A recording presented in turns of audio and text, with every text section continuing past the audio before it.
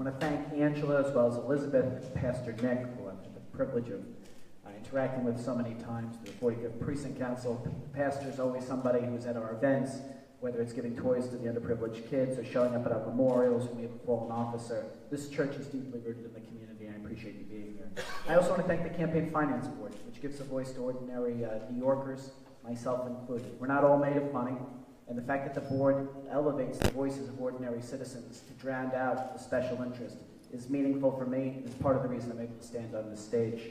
My name's John Doyle, and at 31, which I am, you start making decisions about life, where you're going to settle down, what you're going to do, what your goals are. Now, as I looked around, this was probably not what I thought I would probably set out to do, believe it or not. I had plans, I think like many of us, and I wanted to find a right person for this seat. After a few things happened, I looked around at the issues we were confronting, whether it's the transportation issues, the long commute times that are making people of my generation move away, whether it's criminal justice issues, whether it's the opioid epidemic that we've failed to address, whether it's transparency in government, dealing with Rodman's Neck, frankly dealing with 2800 Bruckner Boulevard, which I'm sure we're going to get into in a little bit.